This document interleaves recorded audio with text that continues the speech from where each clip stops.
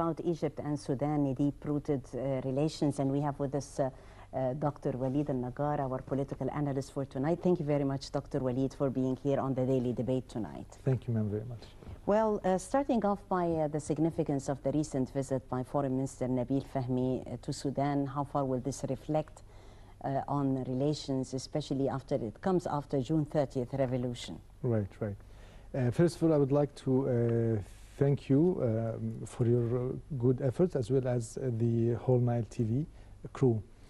Second, concerning your question, I think that the visit of Mr. Nabil Arabi was a very... Nabil Fahmy. Nabil Fahmy, yes, yeah. Sorry. Mr. Nabil Fahmy was in a very critical moment. And I think that the efforts he's trying to do are very crucial.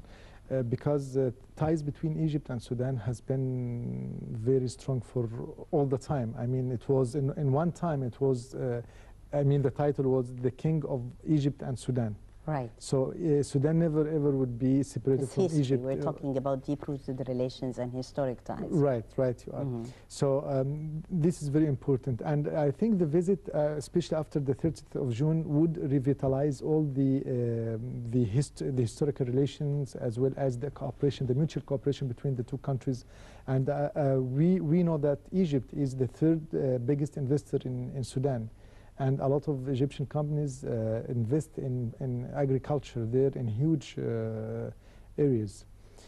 So I think the visit itself is very important, as well as the negotiations and the discussions exchanged in this visit. Right. Well, the different topics on the agenda were further fostering also economic relations between both countries. And I guess this is very important, especially in the field of agriculture, for instance. Right, you are. Also, the points in the agenda had to do with the dam, or the Renaissance Dam, as you kindly said before the shooting. And this is like highly crucial, because the dam, we want to know the facts about the dam. And we know that there is a committee from Egyptian expertise went to Ethiopia as well as Sudan to see the situation there and to evaluate the whole operation between Sudan and among the Sudan, Ethiopia, and Egypt. Right. Let's take the opinion of Excellency Ambassador Ibrahim Shuini, who is our former ambassador to Sudan. Excellency, thank you very much for talking to Nile TV and actually knowing from you more about the reflection of the visit of Foreign Minister Nabil Fahmy to Sudan. How far will it reflect positively on an already deep-rooted and strategic ties between both countries? Mr. Ambassador. Yes, you know, this visit was very important that the Foreign Minister went to Sudan to explain to them the situation, and this is a revolution, not coup, as some people said, and it doesn't harm in any way Sudan. And he insists and declares that the relations between Cairo and Khartoum and Cairo and Juba is usually continued in the same way. Nothing will be changed, because this is brotherly relations in political and economic and social trends. Right. Mr. Ambassador, what sort of priority files should be there while we are discussing Egyptian-Sudanese relations from your point of view meantime? Is it trade and economy, agricultural field? What sort of priority files right now that should be on the table, in your own opinion? No, for Minister Nabil Fahmy, it was to insist that the relations between Cairo and Khartoum, Cairo and Juba is as it is usually. It is a very friendly, and it is strategic for both country and Sudan, south and north, and this will not change by the change of the government in Cairo. Right. By change of regimes, it does not change the relations. So further extending, cementing bilateral ties. How about trade and investment? Trade and investment, this is usually, we have We have talked with them since more than 5 years even, that to put aside the political differences and the political ideas aside, and let us go for the economic and social and cultural relation. This is better for the two peoples in the Nile Valley, in Egypt and in Sudan, south and north. Right, Excellency Ambassador Ibrahim Ashwini, former ambassador of Egypt to Sudan, thank you very much for joining us. Back to you, Dr. Al-Naggar. As Ambassador Ashwini has said, that relations will never be affected by the changing of regimes. Of and course, this is a very important point. Yes, ma'am. The ties between the two peoples are more deeper and more valuable than just changing regimes. And regimes change in the whole world. I mean, and this doesn't mean that the history will change. Only the future, the present, and the future would be more. I would say more stronger. Right. Yeah, you mentioned people, and this is very important because people-to-people relations are also very important. Yes, ma'am, and that's why we are talking about investment. That's why we are talking about economics. That's why we are talking about that.